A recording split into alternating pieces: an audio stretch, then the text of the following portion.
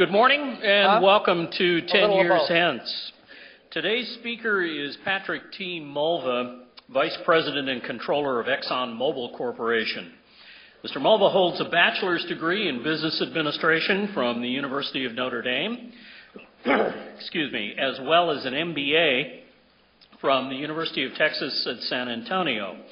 He served 3 years in the United States Air Force prior to joining ExxonMobil Corporation in 1976. Pat began his career with Exxon as a financial analyst at the Baton Rouge, Louisiana refinery. Mr. Mulva held a variety of financial positions of increasing responsibility in both the upstream and downstream operations. After managing short-range planning for the U.S. downstream business, he was appointed Assistant Controller for the Exxon Company International. In 1991, he was named Finance Director of the Exxon companies in Malaysia. He returned to Exxon USA in 1993 as Upstream Controller and later as Controller of Imperial Oil Limited. In 1998, Mr. Mulva was appointed Senior Vice President, Finance and Administration and a Director of Imperial Oil, and by February of 2002, he became Vice President for Investor Relations and Secretary of ExxonMobil Corporation in the company's corporate headquarters in Irving, Texas. Mr. Mulva was elected to his current position in July of 2004. Ladies and gentlemen, please help me welcome Patrick Mulva.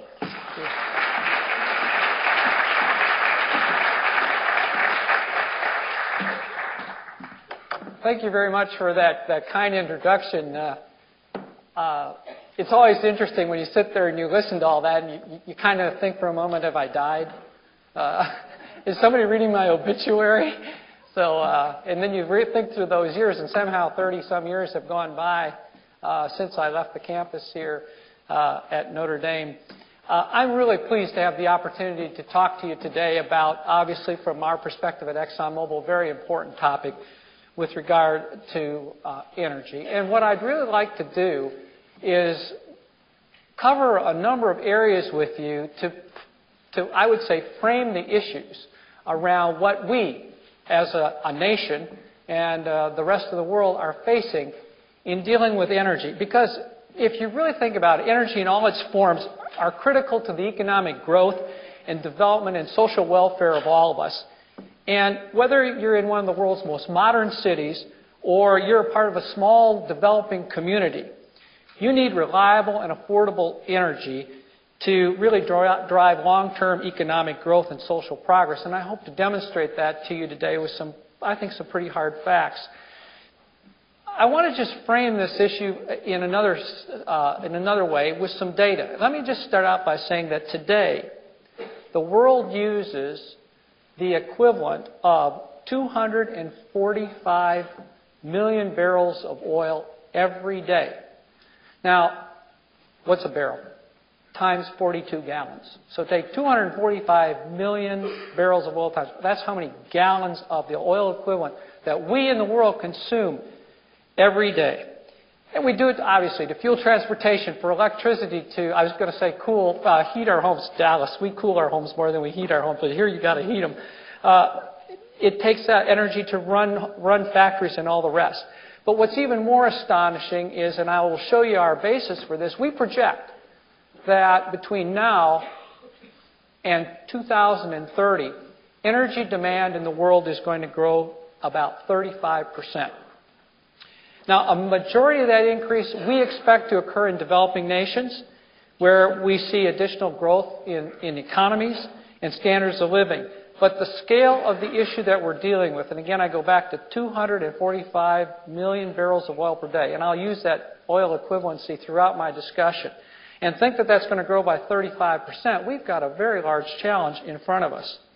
Now, to prepare ourselves, ExxonMobil, for the future, what we do is, we call it an energy outlook, not a very neat name, but a very succinct name of saying, we want to look at what the energy needs are, and that's what I'm going to share with you today.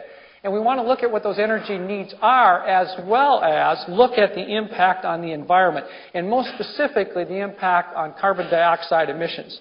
So I'm going to share our view with you about energy demand, about energy supply, And then I'd like to close with talking about what we see as some viable solutions to the problem.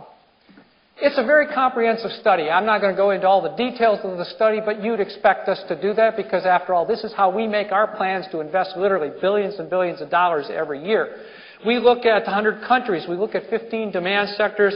We look at 20 fuel types. I'm not going to take you through every country, and I'm not going to take you through every fuel demand, but I'm going to paint a broad picture around what it takes to look at the entire matrix, if you will, of energy demand. And in addition to that, I want to then take that information and look at our projections of what's going to happen to CO2 emissions.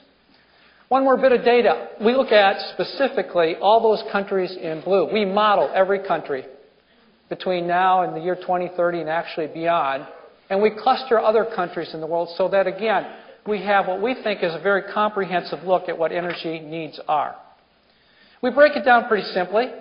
We look at 4 energy groups: transportation, power generation, industrial, and residential and commercial. You can see the details underneath that, but those are the essential areas of energy use everywhere in the world. And I'm going to talk a little bit more about each of those in some subsequent charts. To start this discussion about energy and its demand, I think it's important to understand the linkage among population growth, economic progress, in the amount and the type of energy used all around the world. Growing populations continue to advance economically over time and seek better living standards. We all do that everywhere in the world. That leads to increased energy use. Studying these linkages gives us what we consider a much more accurate assessment of what's going on in the world of energy demand. Now, if you start with the chart on the left, you can see that, and we'll use 2005 as kind of our anchor year in a lot of charts. But in 2005, the population in the world was about 6.4 billion people. Now, we all know birth rates are slowing all around the world, and the overall annual growth rate is projected in population to be less than 1% per year over this time period. So you think, well, that's not a big deal. That doesn't sound like a big number. Well, you can do the math, and very quickly, compounding that number, what we project is that by the year 2030, there's going to be a population of about 8 billion people in the world. That's over 1 billion more people using energy every day for their lives, heating homes, driving cars, turning on lights, and what have you. So the enormity of the issue in just a simple assumption around population growth extrapolates to the kinds of demands that we think we will see in this time period. Likewise, we've got to look at what's going to happen in the economies. And notwithstanding, and I'm not in any way dismissing what's happening today in our world, as we look out over the decades, we project economic growth, as you can see, to average about 3% between now and the year 2030. And I'll show you a little bit more data that even despite the downturn, recession that we're looking at today, there is a very close correlation over time that economic growth over that broader period, we will see that level of growth because of recovery. Now, the right panel shows the forecast for energy demand in the equivalency of millions of barrels of oil per day. And as you can see, it's projected to grow significantly, driven by that population and our assumptions on economic growth. And I'd quickly say that even if we are off by some minor factor in here, the demand is still there. And it will still grow. If we're talking X hundreds of millions of barrels per day, the challenge remains the same for all of us, including the impact on the environment. Now, let me just talk a little bit about how we see the economies of the world evolving over this time period. Today, there are 3 regions: North America, Europe, and Asia Pacific. They dominate the world's GDP. Each is generating an annual economic output in the range of about $10 to $15 trillion. If you look at the GDP projections in the year 2030, what becomes evident is the impact that developing countries, particularly the Asia-Pacific region, will have in the coming years. Asia-Pacific, which leads all regions in GDP growth rates from 1980 to 2000, we believe will continue to grow through the year 2030 and are projecting their growth rate in the range of about 4% annual growth over this time period. GDP growth in other developing countries like Africa, the Middle East, Latin America, Russian, and Caspian will continue to grow, but obviously they start from a much smaller base and not have as great of an impact on overall energy demand.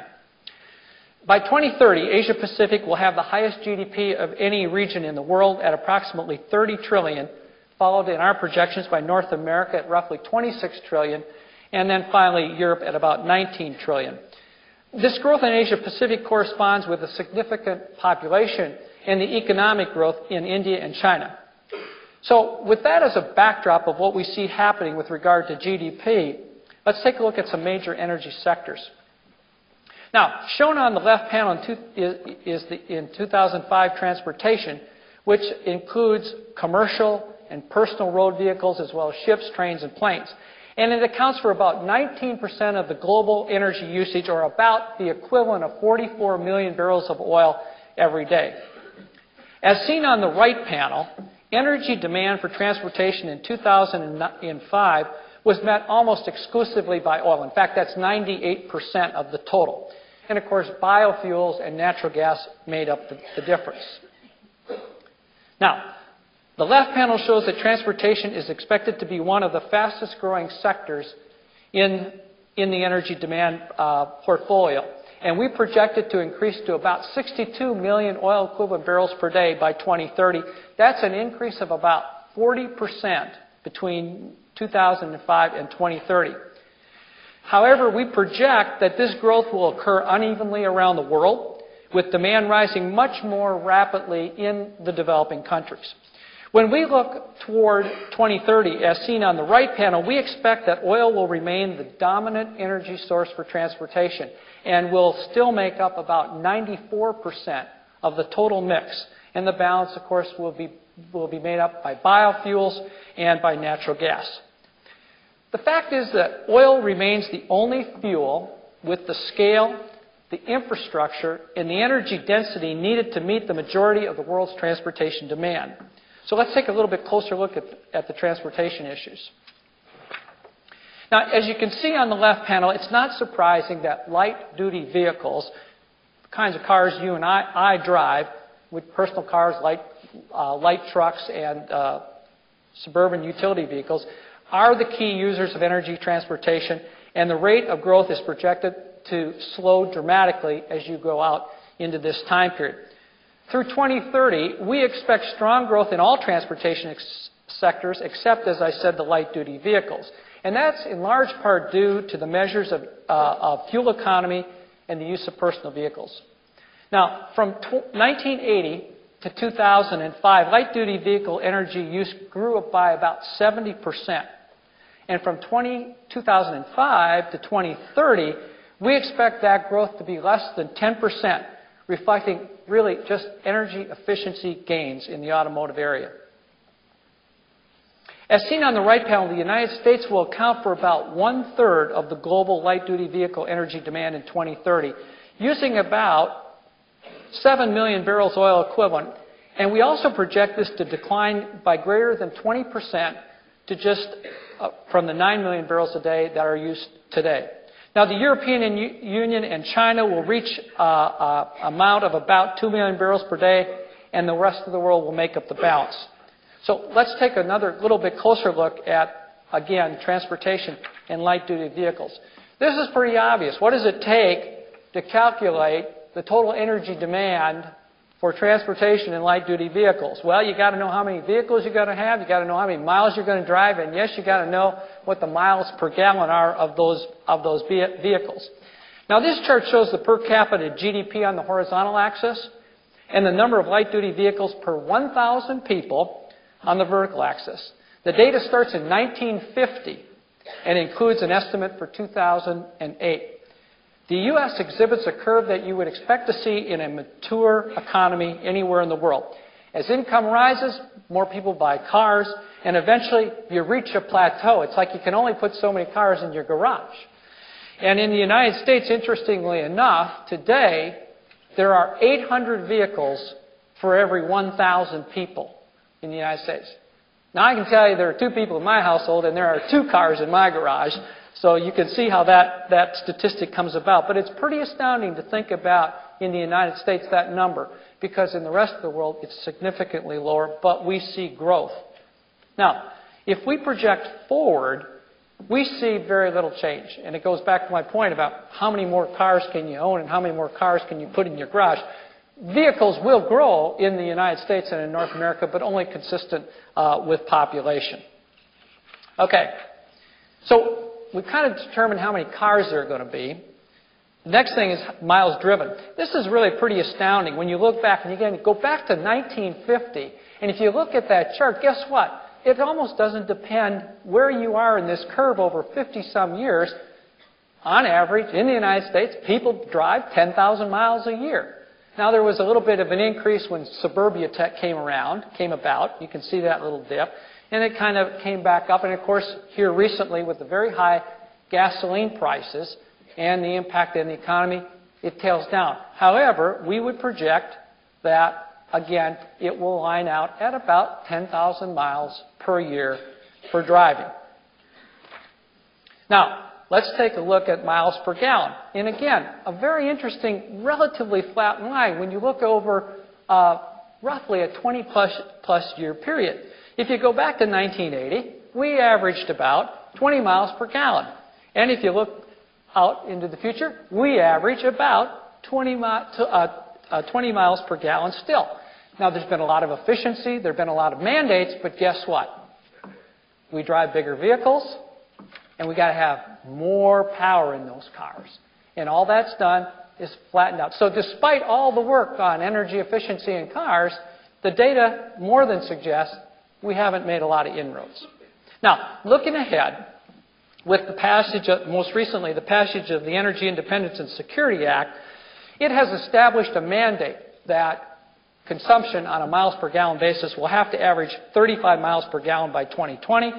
And of course, that is our assumption. However, I'll also point out, as you probably know, that's a theoretical calculation in a laboratory. If you go back and look at whenever mandates have been in place for miles per gallon, that's a laboratory test. The actual results are, as you can see. That's what we project will really happen. And again, that's because of inefficiencies of drivers and all the rest. But even if you mandate 35 in the laboratory, in actuality, that's the projection that we think we'll see.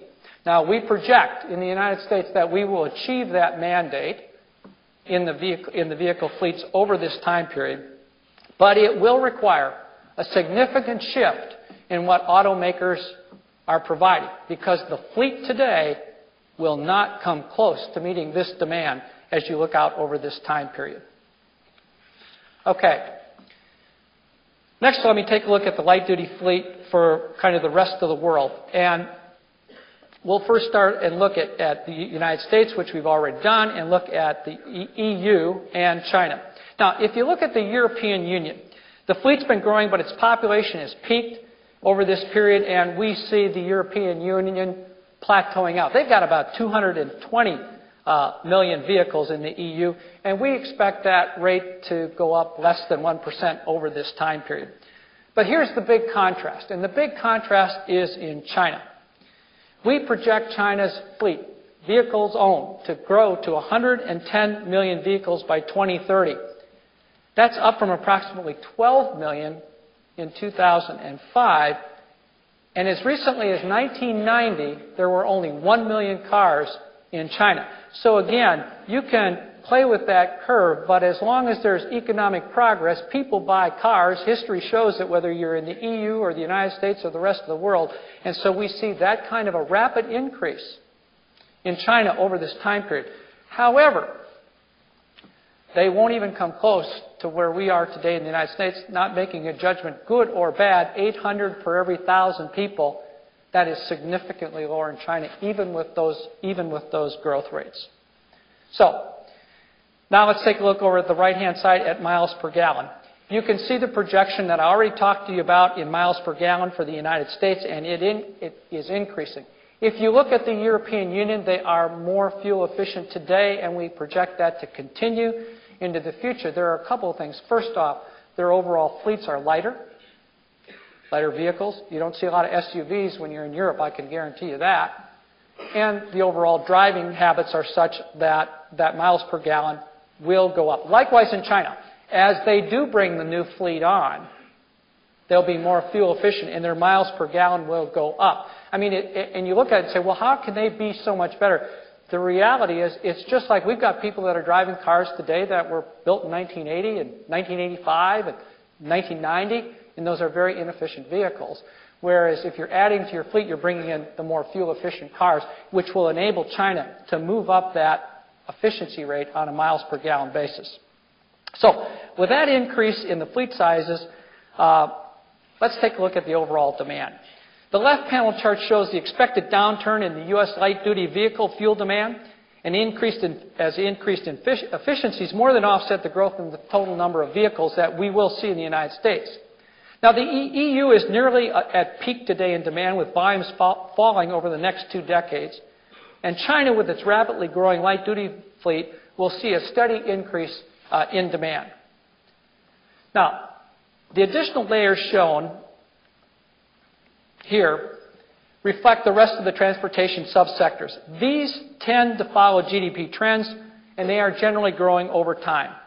By the year 2030, transportation fuel demand in the U.S. is likely to approximate about the equivalent of 13 million barrels of oil per day, and that's actually lower than today's consumption level. The middle panel shows that the demand outlook for the European Union is relatively flat overall, with the drop in light-duty vehicle fuel demand, which will likely offset the growth in the rest of the transportation sector for the EU. The right panel demonstrates that China is clearly on a different path. Total transportation fuel demand is likely to more than triple in 2030, growing at nearly 5% per year. We expect strong growth in all areas of transportation within China, which in total will reach close to 8 million barrels of oil per day by 2030, approaching about the level of the European Union. Okay, of the 4 main energy sectors, power generation demand really is the greatest. All countries, regardless of the region, show increasing access to and the use of electricity with economic growth. So I'd like to look at the sources that generate the world's electricity. As you can see on the right, power generation demand is met by a diverse portfolio of energy sources. Although coal is dominant in this sector, accounting for about 45%, natural gas and nuclear are also significant.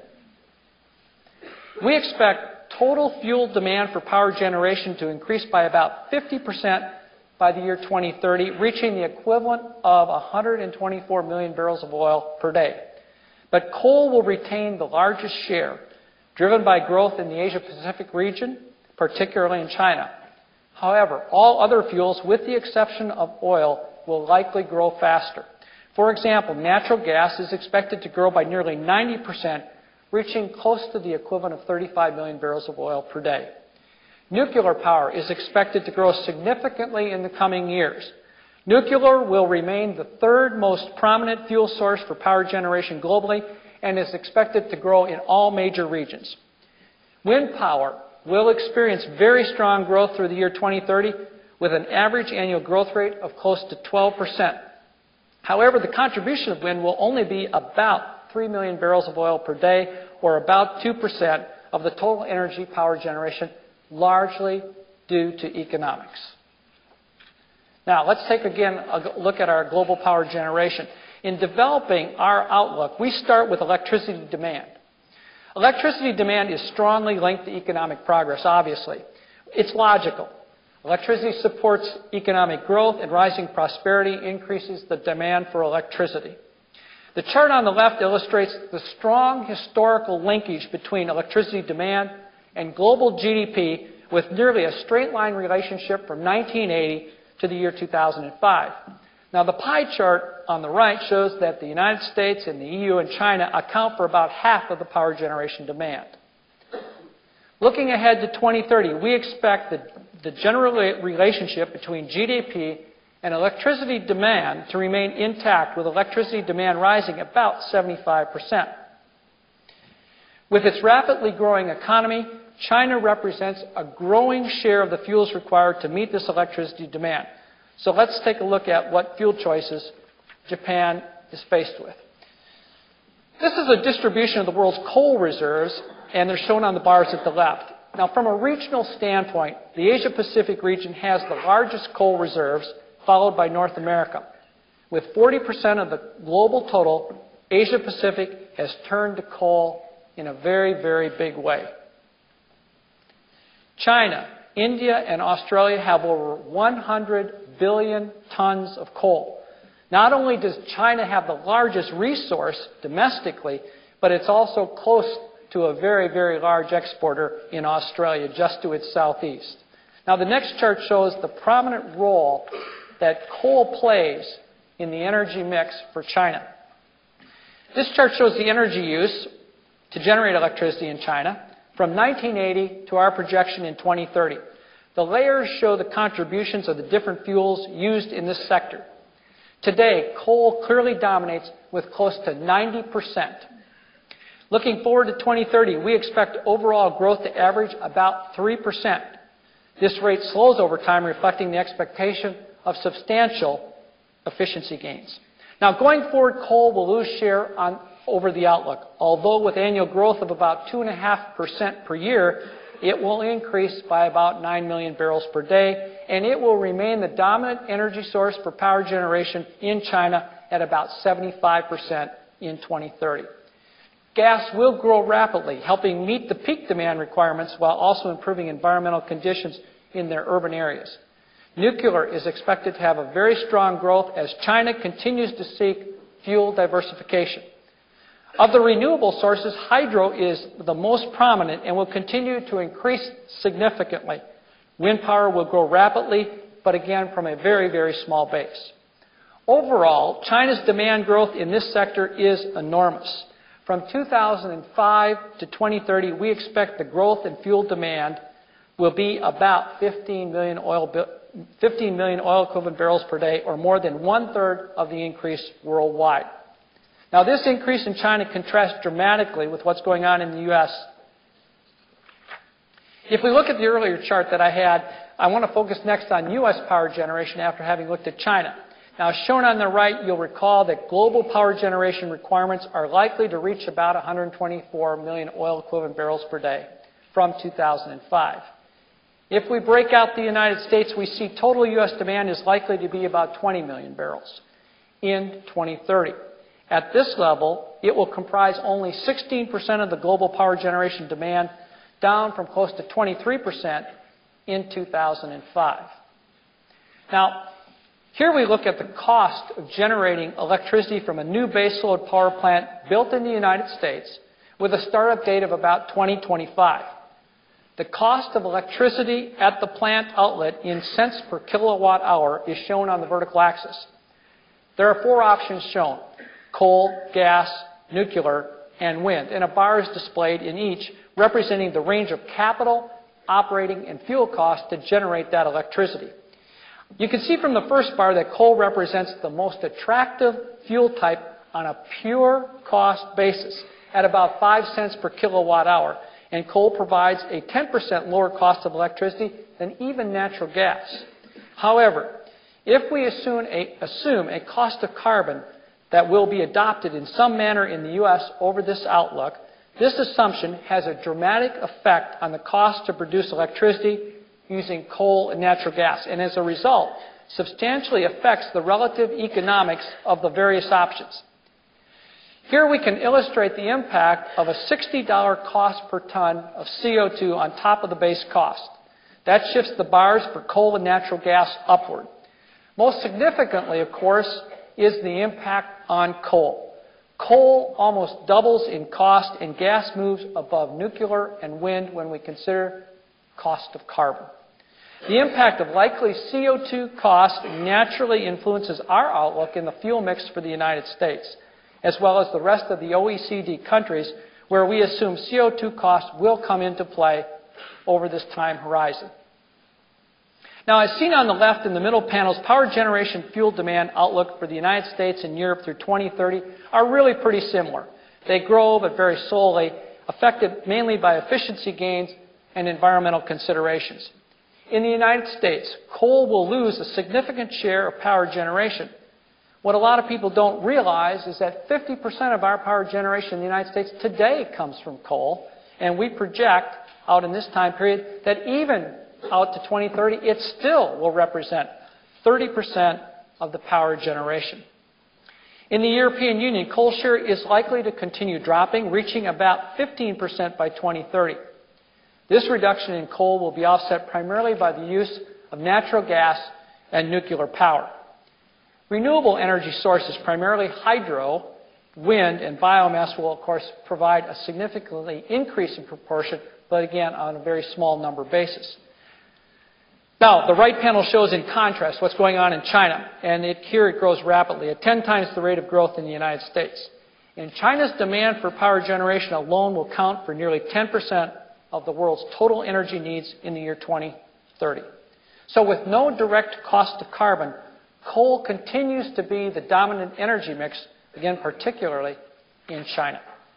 Now, the third demand sector is industrial. That includes a broad range of activities in energy, from chemicals to refining and manufacturing. Increased industrial demand is reflective of gains in the overall economic prosperity. About 30% of the worldwide energy demand comes from the industrial sector. In 2005, total industrial demand was about the equivalent of 66 million barrels of oil per day. And this demand is currently met by a wide range of fuel types. Oil is the largest contributor, followed by natural gas.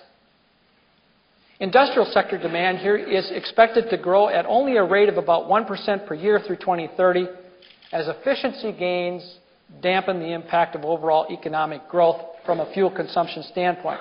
And here we project oil demand to reach about 85 million barrels a day, or up about 30% from 2030. Of the major energy types, natural gas will grow the fastest, increasing its share of industrial demand to more than 30%. Okay, next sector of residential commercial. This is the smallest energy demand sector, but maybe the closest to all of us because it represents how we heat our homes, cool our homes, and the rest. It represents about 16% of the total primary energy demand. And as in the industrial sector, residential commercial demand is met by a wide range of fuels. Natural gas and oil dominate use in developed countries such as the United States, while some developing countries still rely to a great extent on traditional biomass. What's traditional biomass? The burning of wood and animal dung. And it's amazing to see how much power is generated in the energy mix today and in the future to meet those fuel requirements. Overall demand in this sector, which is tied to population growth and efficiency gains, will increase only about 10% in our projections in the year 2030, and natural gas will meet the majority of this growth. Total residential commercial use in 2030 will be about the equivalent of 40 million barrels of oil per day, falling to about 13% of the total global energy needs in the future. Now here we summarize the global demand for the four major sectors that I've talked about. Power generation, of course, is the leading source of our global demand. If you look at the overall growth which we've talked about in this sector, in these sectors from 2005 to 2030, represented by the blue chart, we see a couple things here. Transportation demand will grow by about 40% to close to 62 million barrels of oil per day in 2030. Even with the significant vehicle efficiency gains around the world that I talked about. As with power generation, nearly all of the incremental demand will come from developing nations as their economies grow. Power generation continues to be the fastest growing energy demand sector through 2030, and global demand is expected to increase by 50% in this sector. Approximately 80% of that growth will be in rapidly developing countries such as China. The industrial and residential commercial sectors will grow at a relatively slower pace. Industrial demand will increase by about 28% to almost the equivalent of 85 million barrels of oil per day, and residential and commercial demand will rise about 10%. In total, global energy demand growth is expected to average 1.2% per year from 2005 to 2030. 1.2% doesn't sound like a big deal. Let me reprise the numbers. From the equivalent of 229 million barrels of oil per day to 310 million barrels of oil per day. How are we going to meet that demand? Well, first off, you can see how we're meeting it today. Pretty traditional, and I've covered most of that. By 2030, oil we believe, will remain the largest source of energy supply at approximately 34%. Natural gas will be the fastest growing fossil fuel. It will surpass coal as the second largest energy source and will account, we believe, for about 25% of the total energy mix. Coal will continue to grow, albeit at a slower pace, like about 0.6% per year, and we'll see its share of the energy mix shrink by 2030. But again, an important part of the overall energy mix. Nuclear power will grow significantly, surpassing coal in terms of absolute growth. By 2030, nuclear will be the fourth largest fuel source behind oil, natural gas, and coal. Wind, solar, and biofuels will grow at a rate of over 9% per year on average. That's the highest growth rate of all fuels. Hydro and geothermal will also grow, but of course they are limited by natural sites.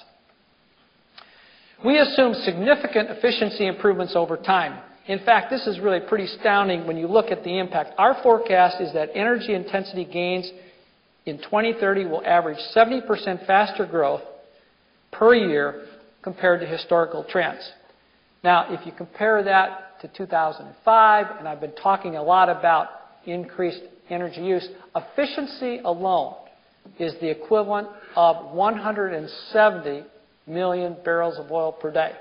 So it is in all of our best interest to be extremely energy efficient, and we can see those impacts, because if we weren't that energy efficient and we don't continue on that pace, we're going to have to find the equivalent of another 170 million barrels of oil per day, whether it's nuclear or whatever. The challenge is there. Efficiency really is a key part of the overall solution. Okay, what I'd like to do now is just talk about, okay, where are we going to get the oil? Where are we going to get the natural gas to meet this demand? Let me start with oil. All I've done here on this blue line is drawn what we've already talked about. Oil. Pure oil for transportation and the rest. That's the demand that we're talking about.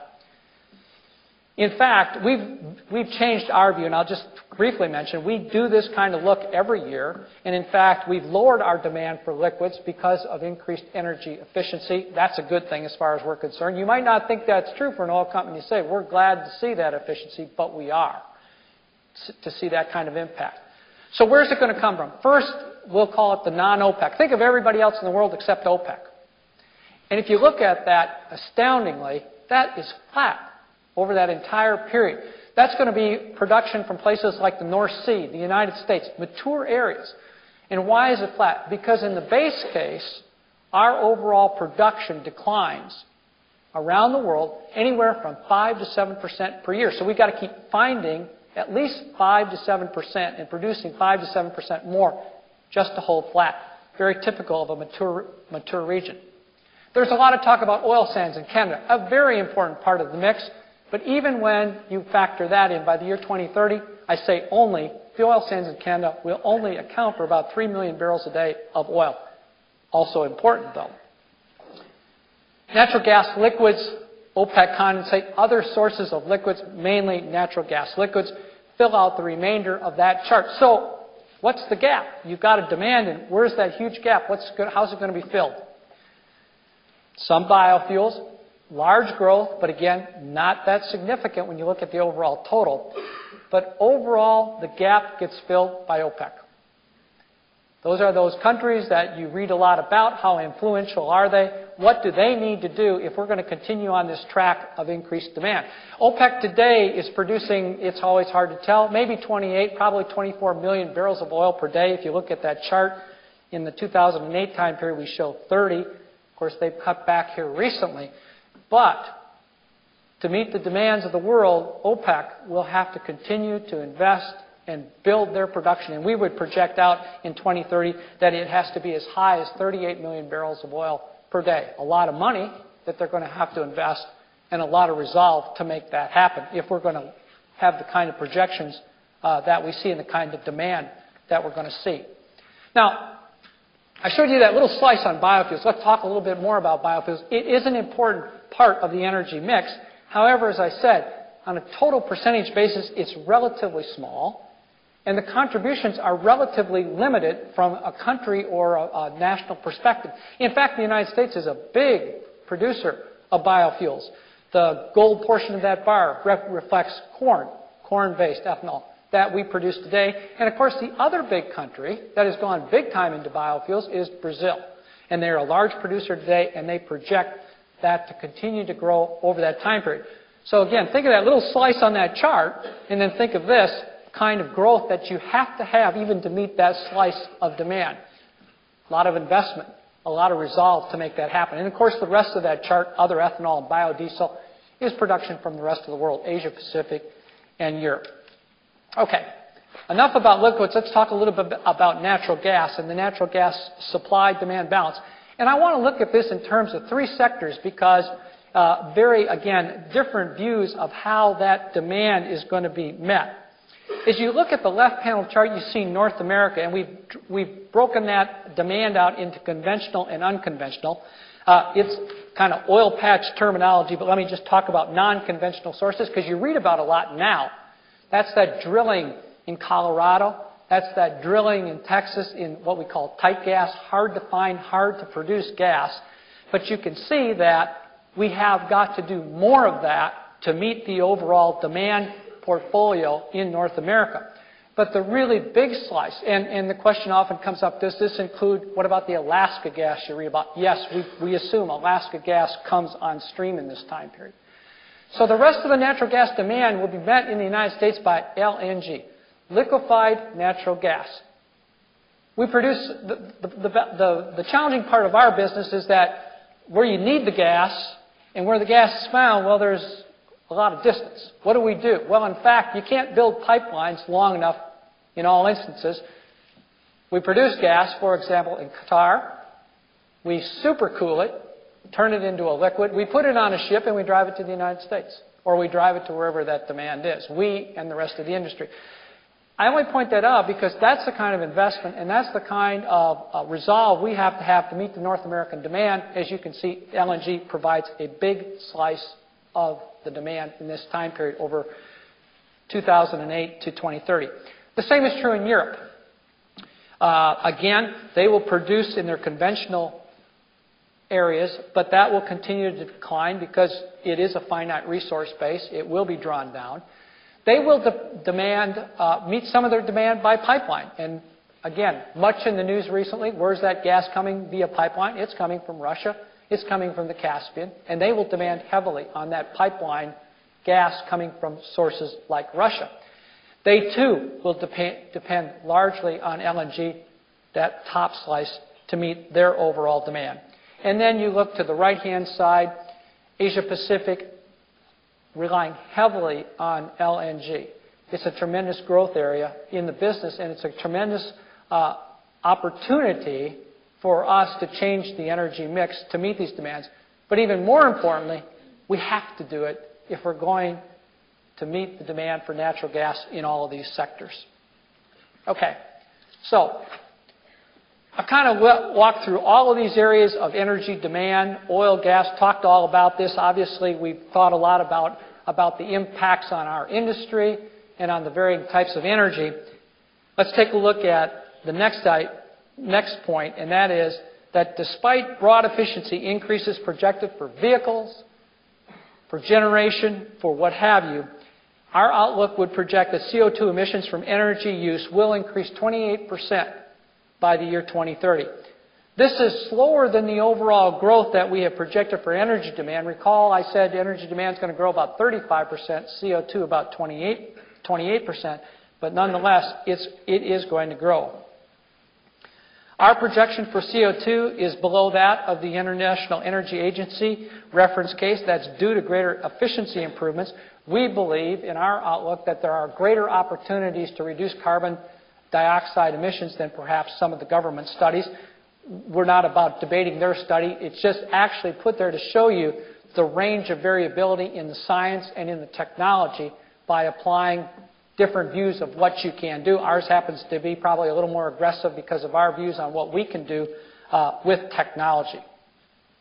Now, if you look at the CO2 emissions by region, if you think about what I've talked about, I don't think you're going to be surprised. If you look at the overall emissions in the United States over this time period, they've moved up the curve with economic growth, vehicles, and the rest, with additional resolve around energy efficiency and the rest, CO2 emissions in the United States have peaked, and we project them to decline, even though overall use of energy will increase.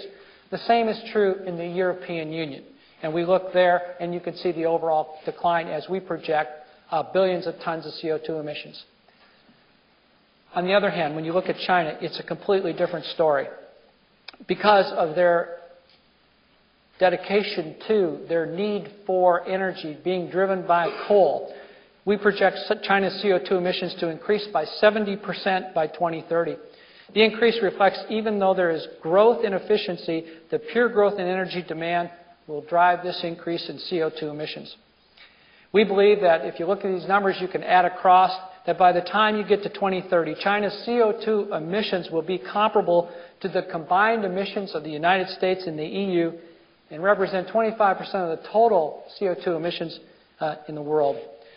Now, consistent with this previous chart, the IEA has a slightly different view, but again, I think the point is well made. You can see it tailing off in the matured areas where there's efficiency and likely a cost of carbon, as opposed to China, where you see the use of coal and probably not a cost of carbon. So, with all that, let me step back and summarize our views, what we've been talking about. Driven by the growing population and expanding economies, we believe global energy demand is expected to increase on average about 1.2% per year over this time period. Yes, we have taken into account what's happening today, but if you look at this over time, we will recover. Economies will continue to grow. That level of economic growth, in our view, appears to be a reasonable assumption for how we're planning our business and how we're looking at the world. I've already commented, but we see the absolute volume increasing from this 229 million barrels a day up to 310, an increase of 35%. The interesting thing that we talk a lot about is when you look at the totality of the energy mix, whether you're talking about having asphalt for roads in Australia, or you're heating homes in Russia, or you're warming a nice room here right at Notre Dame, when you look at the entire energy mix through this entire period, fossil fuels over this time period, crude, natural gas, and coal, will contribute about 80% or meet about 80% of the total global demand, and that is despite what we believe some very aggressive assumptions on the use of renewables and biofuels. It simply comes down to the enormity and the time it takes over a long, long period of time, a look ahead what needs to be done to meet this kind of growth. We believe nuclear energy will grow as an emphasis on low-carbon fuels increases, and obviously renewable energy sources such as wind, solar, and biofuels will also grow rapidly. Just the scale is not there fast enough to make it happen to have a very significant impact even in this short time period. And I will say we consider 10 to 15 years a fairly short time period in our business. Global energy-related CO2 emissions are projected to rise, as I've already commented on, even with improved energy efficiency and growth. Now, while carbon dioxide emissions are expected to begin declining in the United States and Europe, as I've said, over this period, these declines are going to be more than offset by increases in developing countries. So what does it all mean? Well, you know, we think it's really pretty clear. The world has a tremendous energy challenge before it. We are glad to be a part of that challenge, but it is an enormous challenge. We really must meet the ever-growing needs for reliable and affordable energy, and energy that is necessary to sustain economic growth and social progress while minimizing the impact on the environment. Our challenge is multidimensional. It involves a unique combination of factors including science, technology, economics, and yes, politics. The decisions that we make, the approaches that we take, will impact not only the 6.5 billion people that are on this earth today, but notionally that 8 billion people that are going to be here in 2030. We have to have the resolve, we have to have the challenge to address again all of those factors: technology, research, economics, and politics. We at ExxonMobil believe the challenge requires an integrated set of solutions. There isn't just one thing to do. Simply put, you've got to do all of it. Hopefully, while running through a lot of charts and a lot of data, you can see you've got to do it all. if we even are going to meet what we consider relatively moderate or conservative view of growth for the economies. Many of these factors we take into account. In fact, it's this kind of look that we use to make our decisions as a business every day. It's an integrated set of solutions. I said we've got to do everything. In a sense, you'd say, well, it's pretty easy, but you have to have the resolve to do all this. We have to increase efficiency. Don't forget that bar chart I showed you, 170 million barrels a day equivalency by increasing our efficiency. We have to mitigate emissions. We must do that for the environment. And finally, we must expand supply. People ask us the question, what about here? What about there? What we say is we have to look for, discover, produce in every viable region in the world if we are going to continue to sustain economic growth. That's part of the equation. That's part of the solution. At the base of all of this is technology. And we have dedicated a lot of money and a lot of time to technology. We're a technology company. We know that that will make a difference as we continue to play a very key role, not only in this industry, but in addressing the integrated solutions. Because these integrated solutions are not just oil company integrated solutions, they're all of our solutions to make this difference. So, I think you can see that our energy outlook for the next 20 years provides a lot of challenges. Obviously for ExxonMobil, we see it as an opportunity for ExxonMobil, but I'm not here just to talk about that. It's a tremendous challenge for you and I, no matter what profession you are in or you aspire to go in. It will impact your lives. It is a tremendous challenge. We've got to meet the growing need for affordable energy around the world. We've got to invest in production of existing fuel sources. We need to develop new sources of energy and create technology. And we've got to do it all. We've got to do it all, but we've got to do it by reducing greenhouse gas emissions at the risk of climate change. But with these challenges, we believe, come a lot of great opportunities. Opportunities individually and collectively. At ExxonMobil, we're committed to doing our part to meet these challenges and create the opportunities that this outlook and our planning basis is used as we invest for the future. We believe the integrated set of solutions that we've discussed provide a framework. But it's only a framework for action. Underneath that comes a commitment by all of us in all facets of life if we're going to meet this energy future, these needs for our future in energy. By moderating demand through new technologies that improve energy efficiency in our vehicles, homes, and businesses, we can all make a difference in working toward the solutions that we're talking about. We have to expand access to all economically viable energy sources. Oil, gas, nuclear, alternative and renewable sources such as wind, solar, and biofuels. And by mitigating CO2 emissions through technologies that advance energy efficiency, we must promote alternative and renewable energy and capture carbon emissions. We can help balance the world's growing energy demand and its needs, and we can manage the climate and its risks at the same time. This is our commitment. This is our view of the world. This is what we go to work every day at ExxonMobil to think about and do, to think about 10 years ahead, to think about the future of energy, not only for ExxonMobil, not only for the United States, but to meet the world's energy demands today and in the future.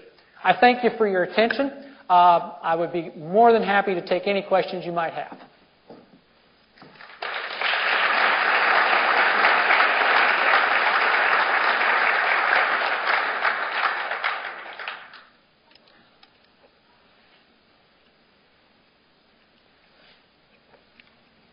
I'm curious about the technology I've been reading about lately. Given the obvious next 10, 15, 30 years for petroleum, natural gas, and in particular coal, tell me what you know about carbon sequestration. And is this a viable technology? Is this the magic bullet that is going to reduce CO2 emissions and obviate global climate change? Great question, because it's one that I think we as a people, a nation, a country, whatever you want to say, will face. There is no silver bullet to CO2 sequestration or CO2 emissions reduction. CO2 sequestration is one very viable technology. I'll put in a little plug here. We recently announced that through some breakthrough technology, ExxonMobil has developed a technology that we think will allow for relatively low-cost sequestration of CO2. to reduce CO2 into the atmosphere. It's a good example, though, of one of many technology solutions that we believe are there and that we're investing in that will help address the CO2 emissions. So why I say there is no silver bullet, we got to do that, and we're doing that, and a lot of other companies are addressing CO2 sequestration, but we got to do all the rest, like limit the emissions in the base case, get more efficient. So we got to do all that. But CO2 sequestration will be, I think, a continuing big part of that solution. Is that a near-term technology applied to coal-fired power plants? There is some available today. It's relatively high cost, and that's why we think about that cost from a standpoint of you've got to make those investments. But I see it as a growing opportunity as opposed to we're there today. People often ask, well, why don't we just start doing it? Well, it takes time. It takes time and investment in technology to do that. Okay? Anybody else? Yes. I'm John Buford. I'm an MBA here. I'd like to thank Professor O'Rourke for stealing my question. But beyond that, you said that by 2030, 95% of our transportation needs will still be met by oil fuels. Right. What does Exxon think about the electric car? Well, first off, even in these assumptions, we have assumed, in our assumptions we've assumed, how about that? We have built in a relatively aggressive penetration of the hybrid and the electric vehicle. In fact, we have developed some proprietary technology that we think will advance the electric car. Another plug, the lithium-ion battery. We've developed a separator film. If you're familiar with it, one of the big problems you have with electric cars that have batteries is heat. And we've developed a film that will allow these batteries to operate more effectively and, frankly, not burn. And so I only give that as an example that even though we assume, and we're investing in, and it's a good thing, it's the sheer size. It's the enormity of that. It takes about somewhere in the range of 20 years, I think it is, to turn the entire vehicle fleet over. So, if you said today everybody's going to have an electric car, it's like a 20-year time period because people don't buy a new car every day or every year. So that's why when you look out to that future, it still will take time, even with aggressive penetration, whether it's the electric vehicle or the hybrid vehicle, which we're also investing in because we think onboard hydrogen consumption on a car might be the big solution. Not the silver bullet. We need lithium-ion batteries. We need all that. But we think that might be one of the alternatives. It still comes down to the infrastructure, and probably more than you want to know. But the concern, and it's a good question because you look out and say, why don't we get out of this gasoline business? Or our diesel business. The reality is there's a huge infrastructure in the world. There's a high-density energy concentration, obviously, in gasoline or diesel that's tough to meet. That's one of the biggest challenges we have. Get the energy to run that engine in the car, and that just doesn't exist today. So it will take time because of the size. And safety. So I should have said really that at the front end. It's a safety issue, too. Anybody else? Thank you for coming. I don't need to tell you how large of a company Exxon Mobil is. Don't need to tell you how old it is. 126 years. It seems to me that Exxon Mobil's push to really get into other fuel sources has been relatively recent in the company's history. For a long time it was petroleum, petroleum, petroleum. Can you tell me about what it's like steering this massive behemoth ship from going down a strong petroleum to now broadening and trying to solve just the world's energy challenges in general? Well, first off, I will tell you, let me comment. We still are an oil and gas company and very proud of it. And let me just make a little bit of a comment about that. When we look out ahead, an important part of meeting the future demand for energy and the well-being of the world will come from oil and gas. We like to think we do it pretty well, and we think we do it pretty efficiently and effectively. And oh, by the way, we do a pretty good job for our shareholders. Dividend, share price, and all of that. If you want to call it a niche, we've defined our niche, and that is looking for, finding, producing, refining petroleum and natural gas. And we're going to continue to do that. And we're going to continue to do that for a long time because of those needs. We've always had research underway with regard to other forms of energy. And so what I would tell you is we don't even feel like we're turning that big ship. We really feel like what we're just doing is broadening our horizons a little bit around other opportunities that we see. And so really it was almost a natural evolution for us around research to take this move around looking probably more so into the such things as carbon sequestration, which is really part of oil and gas, but even looking at hybrid vehicles and fuel cells and the rest. We've been doing this research really for quite some time. I would tell you frankly, it's only recently in the last 2 to 3 years that we've opted to really come out and talk about it a little bit more. So not a big change for us. Yes, Dean? I got to answer the Dean's question, or she'll throw me out of here. I'm just really struck by the bar chart that shows 170 million barrels due to efficiency gains. Right. It sounds like a really bearish, a bullish assumption. And I'm sitting here and say, what goes into that incredible efficiency, particularly, as it engages the way that we behave? What goes into it is technology. We keep finding better, cheaper ways. We Exxon Mobil, running refineries and all, we're a huge energy consumer. It takes a lot of energy to run a refinery or a drilling rig, but mostly refineries. And so what really is at the bedrock of that is looking to reduce our overall costs through efficiency steps. And so the mindset is one of discipline to look for that. I'll give you the analogy to me that I think about. There's been a lot of kind of funny things that have come out, but really true. If you keep your tires inflated to the right level, it's an amazing amount of gasoline you can save.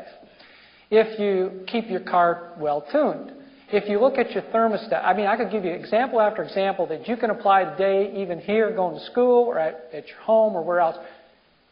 But it takes discipline.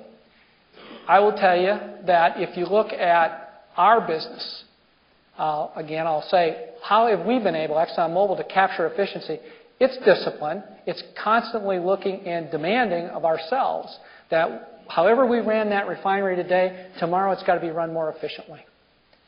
But that takes a lot of discipline, and it takes some money to invest. So if I came away from one thing at all, I'd say it's a disciplined approach, because it's easy to forget to check your tires, and maybe it's a little too easy to let that refinery not run quite as efficiently or think about the next step that we can take to make that refinery run a little more efficiently.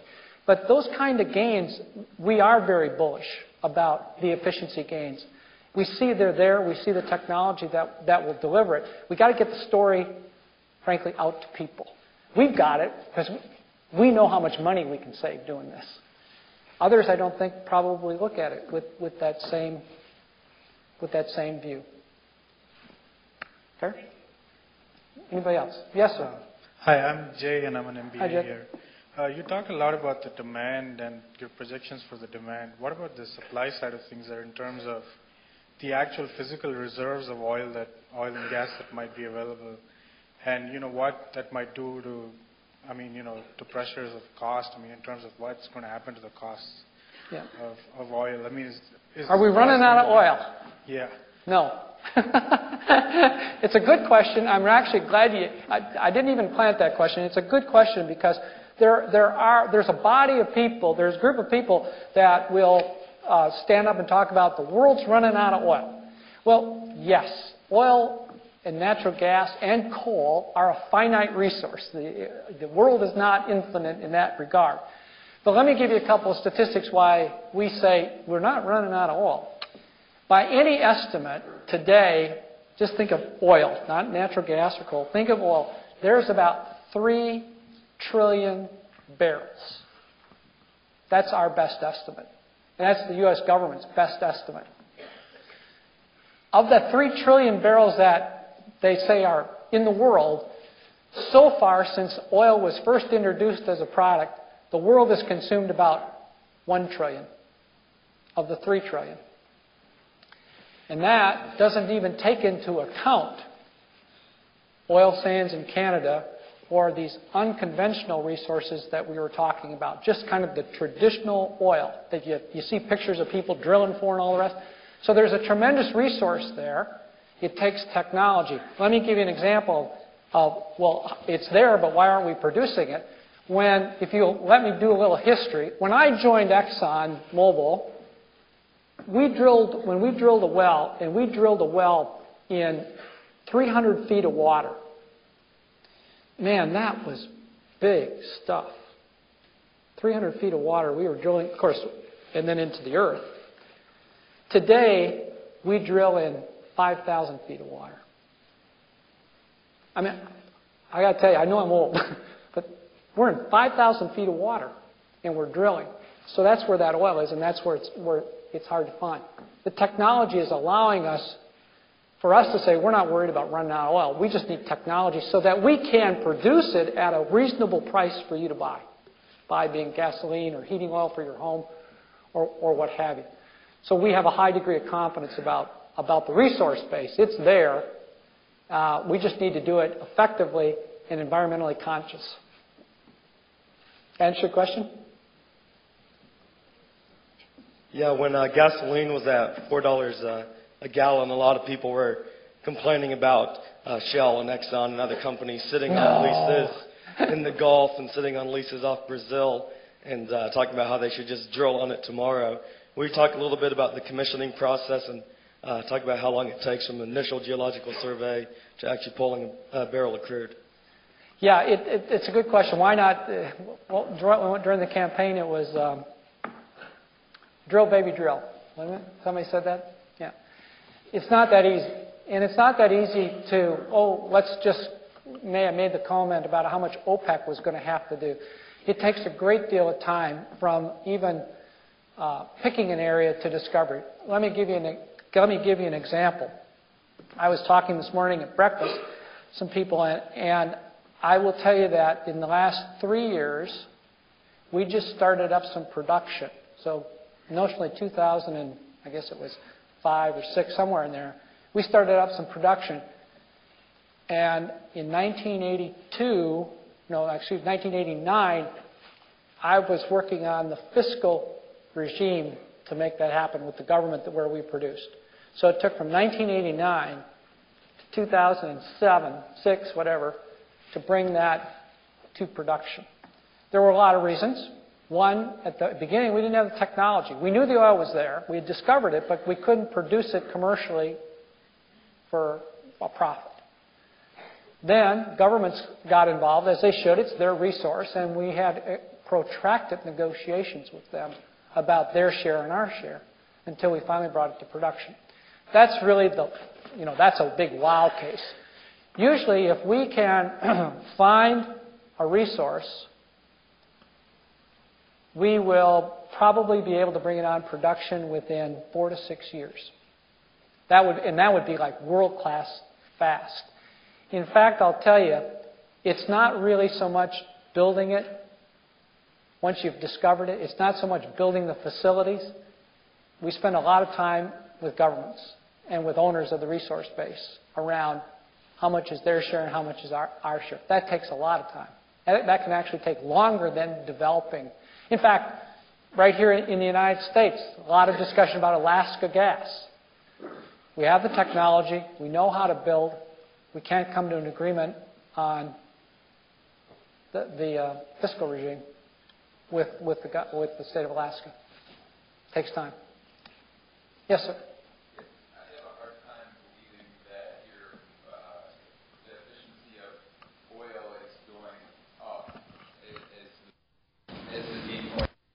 Especially when you start off with the most efficient oil reserves, and then as you move and explore different areas of the world and you get into oil sands, it takes a lot more energy to extract that oil. So can you touch upon that?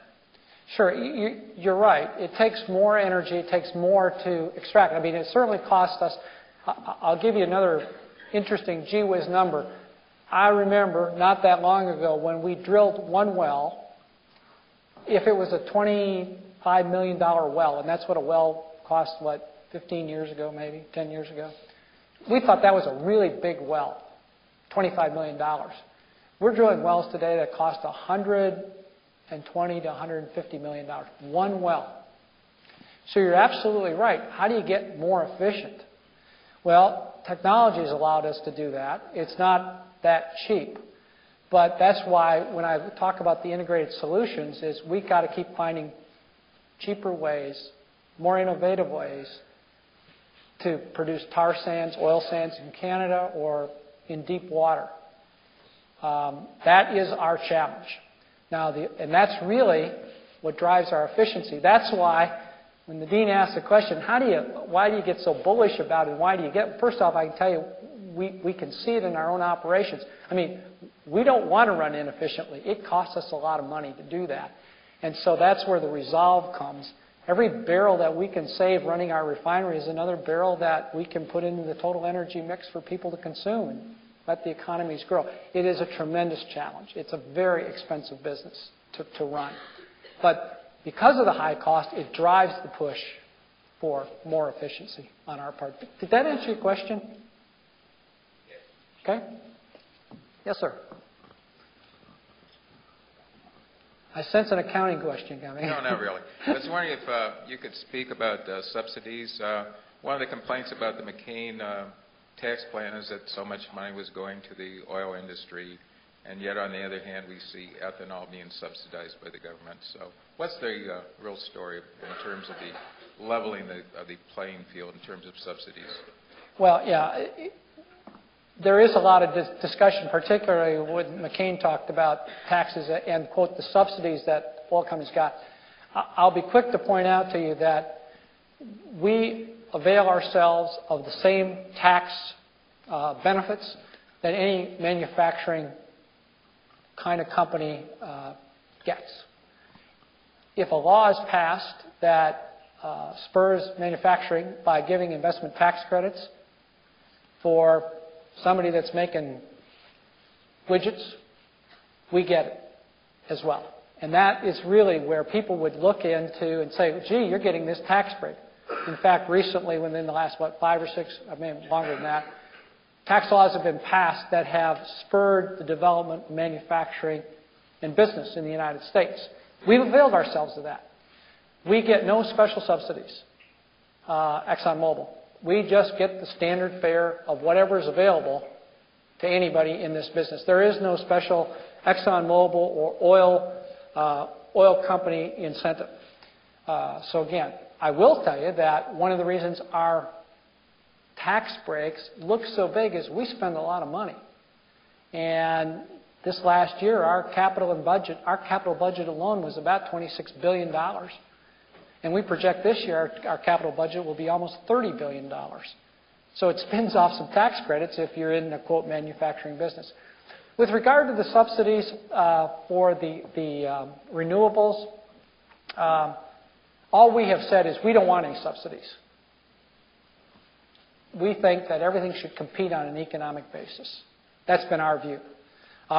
Government's thought differently and has provided subsidies for ethanol and the others. Regrettably, I think you could see the impact of what happens, though, when a commodity like oil drops. Gasoline prices, instead of $4 a gallon, are $1.50 a gallon. Those kind of subsidies for products that really can't compete really are hurt, and there are a lot of people that have invested in ethanol that are not doing very well right now. Okay? Anybody else? Over here. If we stop consume oil, probably that will be catastrophic for us, right? That's probably, there are so many wars in the world. So what is your opinion on that? I mean, how to stop those wars?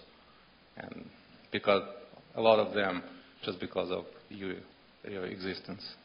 Yeah, I think I'd even go further. There's a lot written about the resource curse. Regrettably, nations go to war over resource bases, and they can be oil, and they can be other things. Most notably, in a lot of instances, it is oil because of that. I don't have a solution for that. If I did, I'd probably not be here because I'd be pretty smart. I just don't think anybody can solve those problems. It really is an issue of the impact that our industry and really oil has in many countries. In many countries, the resource base is a large percentage of their GDP, and you can take a lot of, not the United States, but you can take especially a lot of developing countries, Nigeria, Angola, and their lifeblood is oil and natural gas. And so consequently, they're going to defend that. I think, as I said, I have no solution for that, but they will defend their resource base. And in some instances, they'll defend it so much that, you know, in Venezuela, we were thrown out of Venezuela. ExxonMobil was. We were expropriated. It happens. But they still need to produce if they're going to have any kind of way of life in their country. They need the money. Anybody else? I'm competing with lunch, huh? Yes, Dean. I'd like to ask another question. That is, with the new administration, what do you think are the 3 or 5 things that it must address to get us to have a more integrated energy policy and solution? Well, the United States lacked comprehensive energy policy for more than a couple of administrations. And if there's any hope for, regardless of what administration it is that we as a nation sit down and define what we want to do and outline an energy policy and stick with it. Regrettably, in our view, too much of what goes on in Washington is driven by, as I say, 2-year, 4-year, and 6-year increments, which happens to be re-elections. And if there was anything that, you know, if you had a blank piece of paper and you asked us, what could we possibly do? Let's all sit down and write an energy policy that we understand. We maybe not like all of it, but if we've got that, are we all going to go for CO2 sequestration and reducing crude and going for wind and what all that? Let's sit down, let's stay committed to it. You know, if I might, and if you don't mind me saying, if you look at what this school has done, they've committed themselves to a long-term vision. And they've stuck with it. And they've been successful. And there have been presidents, and there have been deans, and all the rest. But over the long haul, the reason Notre Dame's been successful is they've always had a vision out there, and they've pushed that vision out, just like you're doing, with looking out 10, 20 years. But they've stuck with their principles. And without getting too philosophical, I think that is an issue for the United States. Let's get some principles down and let's start executing against those and looking out 10 years and beyond. What's the future hold? And I think that it seems almost like a mission impossible from the standpoint that to drive to that view is going to take a lot of commitment. It's going to take a lot of leadership. But I would say that's for our money, if you will. That's what we would really like to see. And I think on a much shorter term basis, I always come back to, and I made the comment earlier, let's let everybody compete on the same basis. And that's always important to us from just a pure capitalistic viewpoint. So that's a tall order. If any administration can fill that, God bless them. That'd be good. Other questions? Patrick, thank you very much.